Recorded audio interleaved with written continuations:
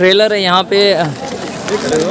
अभी से अरशद जमाल यहाँ पे सफाई अभियान जारी कर दिए हैं। जिस तरह से यहाँ पे लोगों ने खा के टिफ़िन छोड़ी थी।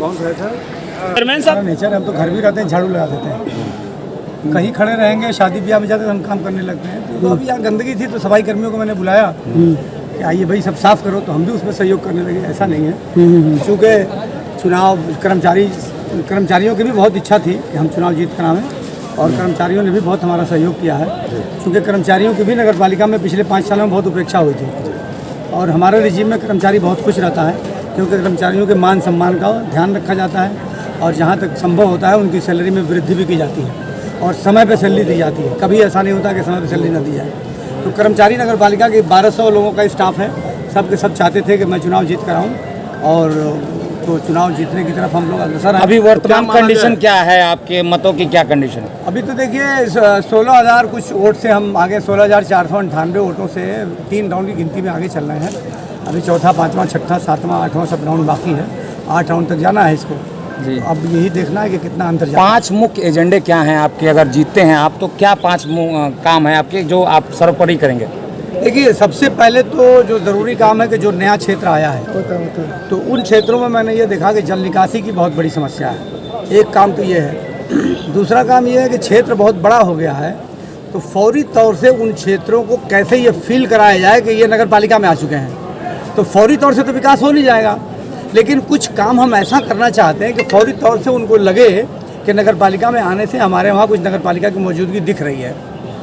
तीसरा, जो पुराना जो नगर पालिका का क्षेत्र है, वहाँ कई मोहल्ले ऐसे हैं जहाँ गलत तरीके से निर्माण कर दिया गया है और लेवल का ध्यान नहीं रखा गया है, तो नाले नीचे ऊँचे बन गए हैं, तो वहाँ जल जमाव हो रहा है। तो उन नालों को ठीक से फिर से बनाना पड़ेगा और उनकी व्यवस्था करनी पड़ेगी।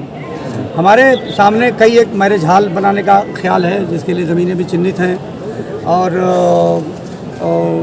कम्युनिटी हॉल तो यहाँ बनी गया, आप देख रहे हैं काम उसमें लगभग ख़त्म ही है, करीब रेडी है। लेकिन उसके पीछे का जो हिस्सा है वहाँ एक मैरिज के लिए एक बड़ा हॉल बनाने की योजना है। इसी तरह से खेल, जो हम हर साल फुटबॉल कराते थे, यहाँ लोगों को बहुत पसंद था, ऑल इंडिया फुटबॉल होता था, इंटरनेशनल प्लेयर आते थे। हमारे हटते ही वो प्रोग्राम बंद हो गया, तो उस प्रोग्राम को भी शुरू करना है। बहुत से इलाकों में पीने के पानी की दिक्कत है, तो हमारी कोशिश ये होगी कि पीने के पानी की व्यवस्था को सुदृढ़ किया जाए, और जहाँ बड़े ट्यूबवेल ले जाने के लिए गाड़ियाँ नहीं जा सकती हैं, रास्ते चौड़े नहीं हैं, तो वहाँ हमारी कोशिश ये होगी कि वहाँ छोटे ट्यूबवेल लगा के लोगों के घरों में उसका कनेक्शन दे दिया जाए, ताकि घरों से लोग उसको करते रहें, क्योंकि जनता, एक आदमी को नौकरी मिल जाएगी और जनता को पानी भी मिलता रहेगा। इसी प्रकार से सफाई की जो व्यवस्था, जो मैंने सिस्टम पूरा बनाया था, वो 5 साल में ध्वस्त हो चुका है। तो सफाई की व्यवस्था को और सुदृढ़ करना है, और नए क्षेत्रों में सफाई कर्मचारियों की नियुक्ति के लिए कोशिश करनी है।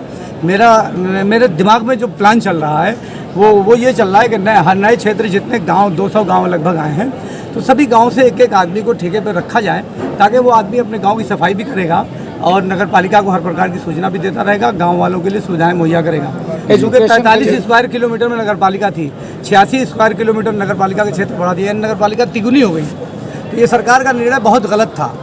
उन लोगों को सुविधाएँ अब पहुँचाना इतना आसान नहीं है, लेकिन ये कि चूँकि नगर विकास मंत्री हमारे शहर के हैं, तो मैं आशा करता हूँ कि उन्हें भी शौक़ है काम करने का। मैं देखता हूँ, और उनकी छवि बहुत साफ़ सुथरी रही है। वो 15 साल तो आपके गुजरात में रहे हैं, माननीय मुख्यमंत्री जब थे मोदी जी, और प्रधानमंत्री होने के बाद केएमओ कार्यालय में रहे 7-8 साल। उनके पास काम करने का बहुत तजुर्बा है, और उन्हें काम करने का एक जुनून है, तो मुझे इसका फ़ायदा ज़रूर मिलेगा, मैं ये यकीन रखता हूँ।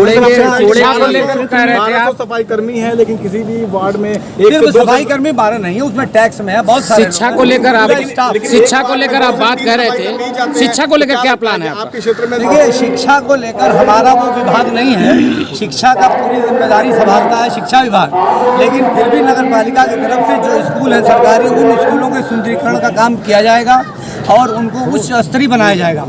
दूसरा ये कि कंप्यूटर इंस्टीट्यूट बनाने की हमारी योजना है कि एक बहुत बेहतर कंप्यूटर इंस्टीट्यूट बनाया जाए, जहां सॉफ्टवेयर प्रोडक्शन किया जाए सॉफ्टवेयर का, और उसके लिए बाहर से एक्सपर्ट बुलाए जाएंगे, ताकि यहाँ के बच्चों को कम खर्च में सॉफ्टवेयर की बनाने की उनको सुविधा मिल सके। कूड़ा डंपिंग के लिए क्या इरादा है आपका? कूड़ा डंपिंग के लिए नगर पालिका द्वारा जमीन ऑलरेडी खरीदी जा चुकी है, वो हमारी योजना बहुत पहले थी जी। बीच में जो कार्यकाल था उसमें ज़मीन खरीदी गई। अब ये उसमें उसके भवन का निर्माण करना है और सारे इंस्ट्रूमेंट मंगाने हैं, तो इस काम को वरीयता अनुसार किया जाएगा। सरकार की भी उसमें रुचि है, भारत सरकार हो चाहे केंद्र सरकार, दोनों सरकारों की रुचि है कि भारत के कूड़ा निस्तारण का जो यंत्र हर जगह लगाया जाए, तो उसके लिए प्रयास किया जाएगा और जल्दी से जल्दी उसको चालू करने की कोशिश की जाएगी। दूसरा ये कि तालाबों का जो नगर पालिका के नए क्षेत्र हैं उसमें बहुत सारे तालाब हैं जी। तो मुझे एक बात का शौक है कि ज़्यादा से ज़्यादा पानी कैसे एकत्रित किया जाए ताकि वाटर लेवल हमारा बना रहे। क्योंकि मास्टर प्लान में एक नियम है कि जो इस मकान की भी परमिशन वो देंगे तो उसमें वाटर हार्वेस्टिंग सिस्टम के साथ ही देते हैं, मगर उसमें पालन कुछ नहीं होता क्योंकि मास्टर प्लान के हालात आप जानते हैं कि उनको कोई किसी की फिक्र नहीं होती है, जो जैसे चलता है चलाता है, उनका अपना नियम चलता है, उनको किसी कानून से मतलब नहीं है।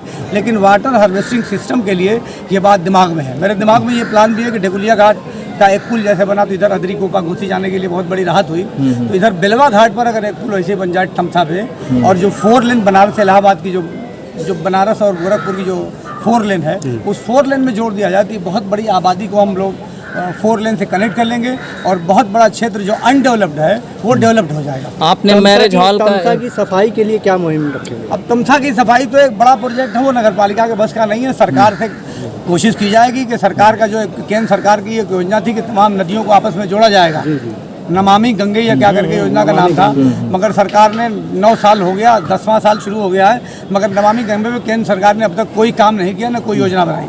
तो मैं चाहता हूँ कि सरकार उसके लिए बजट दे, हम लोग काम करने में कोई दिक्कत नहीं है। मैरिज हॉल का आपने जिक्र किया है, क्या वो जनता के लिए फ्री रहेगा और किस एरिया में वो? नहीं, वो पश्चिमी इलाके में देखिए, इधर एक मैरिज हॉल बना हुआ है, बरना में मैरिज हॉल बना हुआ है, एक पश्चिमी इलाके में बड़ा मैरिज हॉल बनाया जाएगा, और ताकि और भी जहाँ ज़रूरत होगी कुछ कम्युनिटी सेंटर टाइप के बैडमिंटन कोर्ट बनाने के लिए मैंने यहाँ वादा किया। जो ब्रह्म स्थान है, ब्रह्म स्थान पे मैंने बैडमिंटन कोर्ट बनाने का चुनाव के दौरान में वादा किया है, तो वहाँ एक बैडमिंटन कोर्ट बनाई जानी है। मैरिज हॉल जो है क्या चार्जेबल होगा? चार्जेस तो कम से कम रखे जाएंगे और उसमें कुछ ऐसी व्यवस्था की जाएगी जो बहुत गरीब लोग हैं उनके लिए अलग से छूट दी जाए उनको। ठीक, बहुत बहुत बढ़िया।